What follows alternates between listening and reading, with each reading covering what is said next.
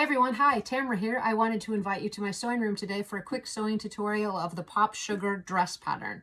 This is a pattern I have available for $5, and today I'm going to be completing it for the Ipple House FID doll. In addition to the dress, the pattern also includes a fuzzy coat, which I'll attempt to show you in another video. So join me today. Thanks so much for coming by. The first thing we're going to do is just look at the pattern pieces, which in this case, super simple dress. So I love it when you can get a cute result with not a lot of effort.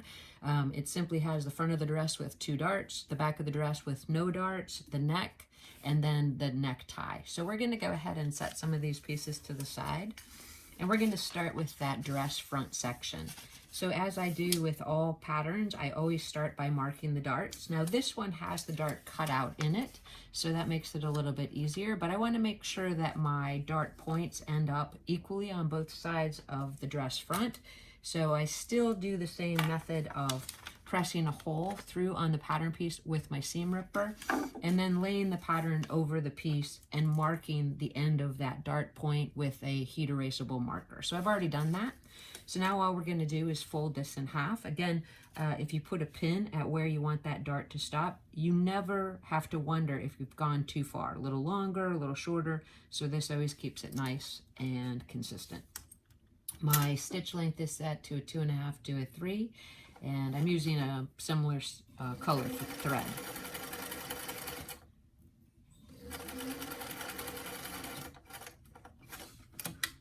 We're going to leave those threads a little bit long and go ahead and tie those off when we take it over to the ironing board to press those darts open. So again, putting a pin in the end where that dart's going to end, and then just folding to the pattern following the lines.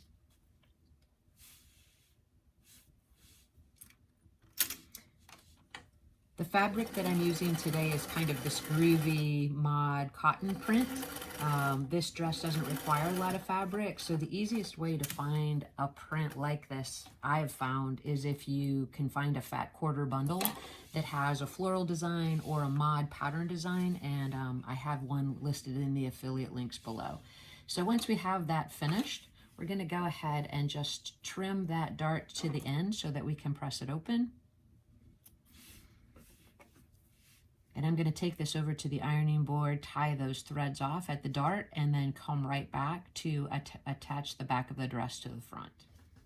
So our dress front is complete, our darts have been pressed open, and now we're simply going to put the back of the dress to the front of the dress and then sew the side seams.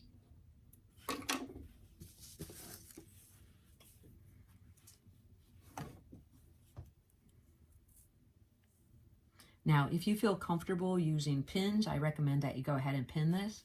I prefer to sew without pins. I've lost far too many needles, but I want you to do what's most comfortable for you.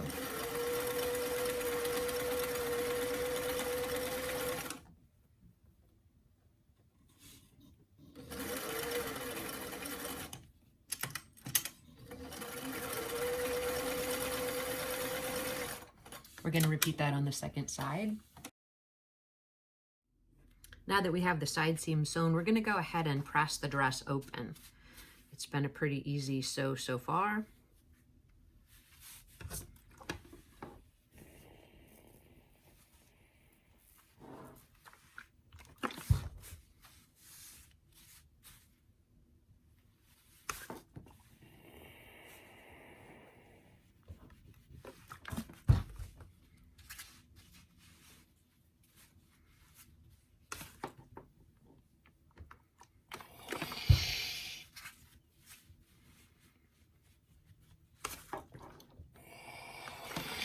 All right, now that we have the front of the dress constructed, I went ahead off camera and did the lining the exact same way. So all we're gonna do at this stage is put the lining together with the dress, right sides together, and we're gonna go ahead and sew along the hem edge, and then we're also gonna sew along the neck and underarm seam on both sides, and then we'll turn the garment right side out, clip the seams, and press it.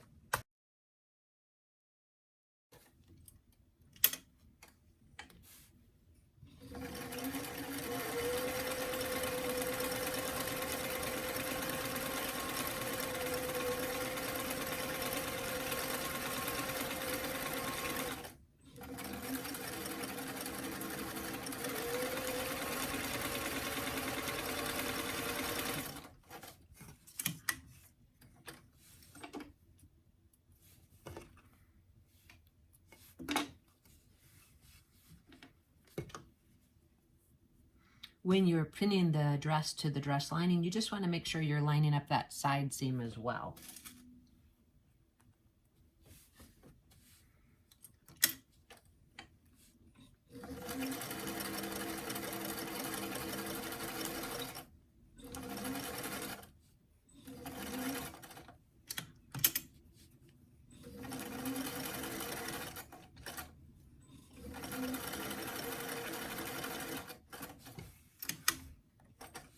And we're going to repeat that on the second side.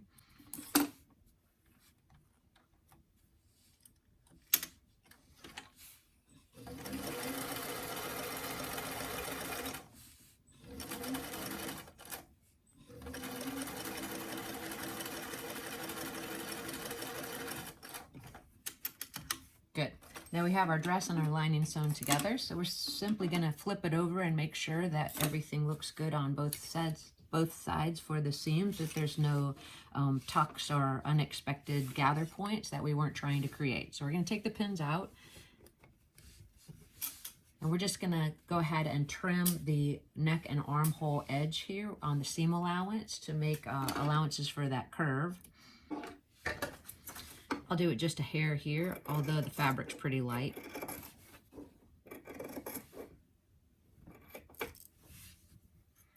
Once we have our seams trimmed, we'll just go ahead and turn the dress right side out, prepare the neck and the tie.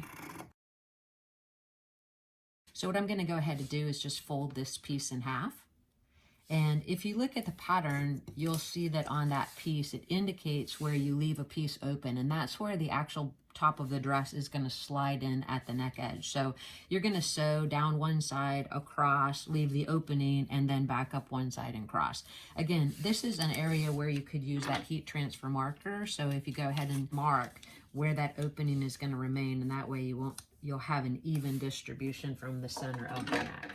I'm going to go ahead and fold this in half, and the side that I marked is going to be up so I can see where those dots are.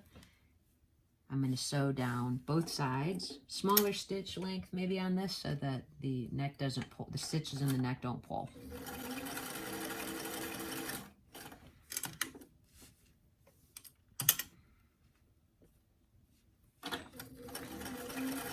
When I get to that first dot, I'm just going to take a few back stitches, because anytime you're turning through an opening, you don't want it to continue to pull the seam open as you're turning the garment. So I'm going to do a few back stitches, and then I'm going to go to the next dot, start forward,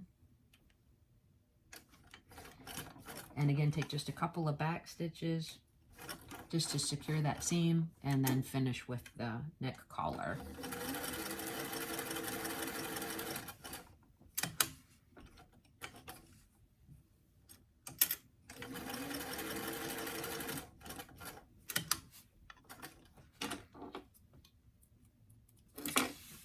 Once I have the collar finished, all I'm going to do is clip the corners so that I can get a nice crisp corner, and trim the seam allowance a little bit.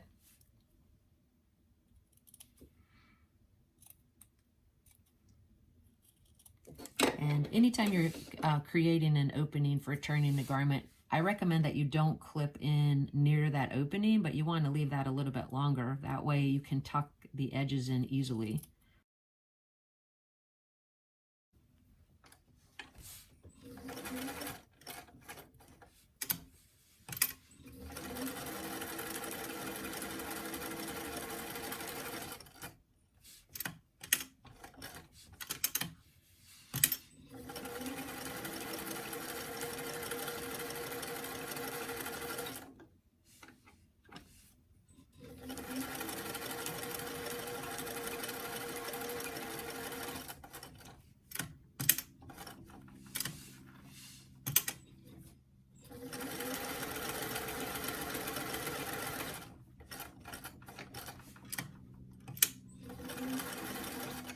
All right, now that we have our necktie finished, we're going to go ahead and trim those seams as well.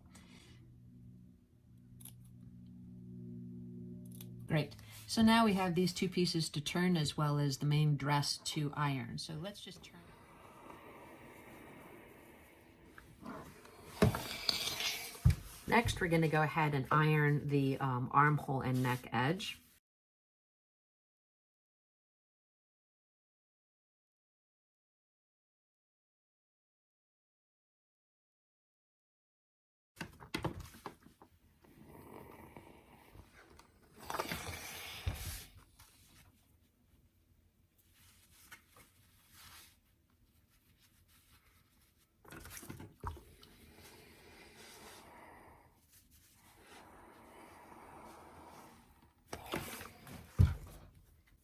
All right, so here we have it. So far, it's looking pretty good. We're going to set that aside for a second and turn the neck as well as the tie.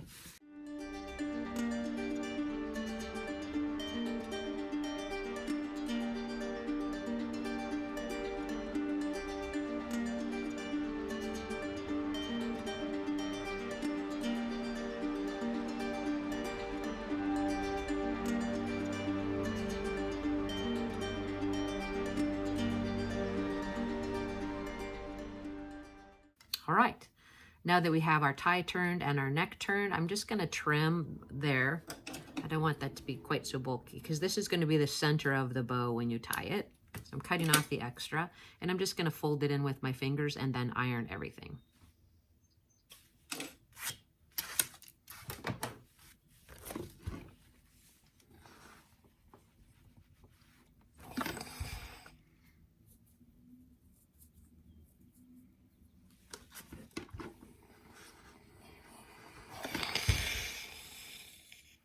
You can also tuck in the edges of the neck that you left the opening at.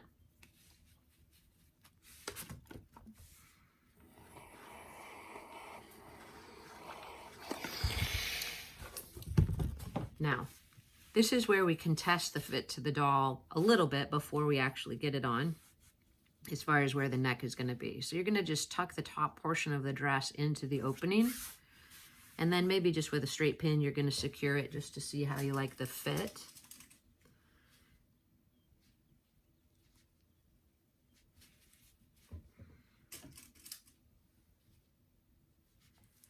And we already hold the neck piece to it and we look at it, it looks to be a pretty decent fit. I'd suggest flipping her over and then just making sure that it's a good fit through across the torso. So you're going to want it to be able to turn it in 1/4 inch on one side and have an overlap of 1/4 inch. And everything looks pretty decent, so I think we'll go on from here. Now you have a choice with this. You can either machine stitch the collar to the dress or you can hand finish it based on what you feel most comfortable with. We're going to go ahead and tie a knot in our necktie, and you don't even have to stitch that opening closed because once you've trimmed it off and folded it to the inside, it should be okay. And you just want to get that knot centered. So once you pull it through, just make sure you have it evenly distributed on both sides of that tie, and then you can give it a little tug. Okay, so I've gone ahead and sewn the neck piece to the dress at the top, just a hand stitch that together. Now we're going to do the final steps, and in this case all we're going to do is take a zigzag stitch down the left and right back opening. When I do that, I'm going to use a stitch length of about zigzag width of about 3 and then a stitch length of about 2.5. I just want it to close the lining to the front of the dress.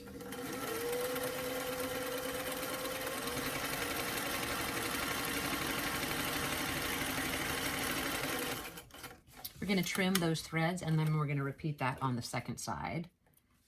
Now you may need to refer back to the pattern piece to see how far up you're going to sew the center back seam. So we're going to fold the dress right sides together, and you're going to make note that these match up evenly on the hem edge as well as at the top of the bodice.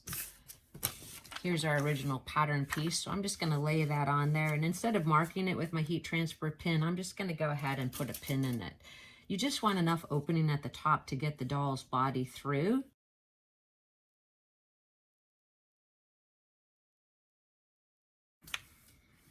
So this is going to be a small back stitch to start that center back seam. And then you're just going to draw the seam forward up to that dot.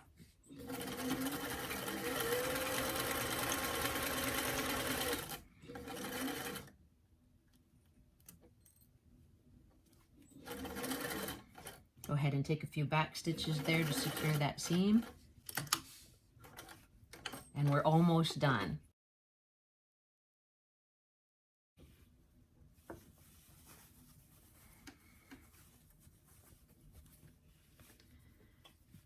So the left back opening is going to fold under 1/4 inch, and it's going to lap over the right back opening, and the snap is going to go right here at the top. So we're going to measure this to the doll just to make sure it doesn't get too snug. We're going to press this seam open.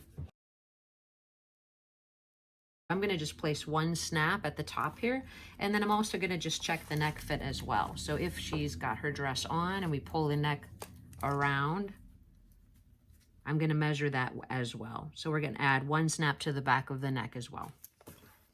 Well, I'm just finishing putting the last snap on the back of the dress, and I had just a couple snap tips. So if you buy your snaps in bulk, or if they're the backs and the fronts are separated when you buy them, I recommend that you try to fit the front and the back of the snap together before you sew it to the outfit. You may have had the experience where you sew everything in place and then one of your snaps is bad, or the snap doesn't actually fit. So I recommend trying that first. I also like to sew my snaps by going around through each hole once and through the first hole for the second time, just to secure that snap a little bit better. And when I tie the thread off, I tie it into a knot, and then what I want to do is I want to hide that end of the thread back into the garment. So I usually just run it back through the lining, leaving a little bit of length to the end of the thread so that it doesn't pull out, and that's when I trim my snap. So we have all our snaps in place, and I'm going to put it on the doll and decide where I want to put that neck piece, which is generally going to be just right here to one side. Okay, well, we're just about done with this dress, which I think was really easy to construct, and I hope that it was easy for you as well. The last step actually is going to be to go ahead and attach the necktie to the neck of the dress. And so I think I like to put it on the left side, but the choice is absolutely up to you, where you feel comfortable with it. One trick with this tie is if you feel like it's sticking up too much, you can go ahead and just fold it in half and give it a press so you can kind of get the tie under control. So I'm going to go ahead and attach it to our dress, and then we're going to get a few photographs of our doll and see how the dress turned out. Great, so we've actually completed our sewing project for today, which was the Pop Sugar dress for the FID Ippelhaus doll. I really appreciate you coming along, and I hope that this was helpful to you. Please feel free to share it with your friends. As always, I invite you to subscribe if this information is helpful, and if you have any questions, please leave them in the comment section below. Keep an eye out for that link to the Pop Sugar Fuzzy Coat, which is a demonstration I should have up within a day or two. Thanks so much. Have a great day.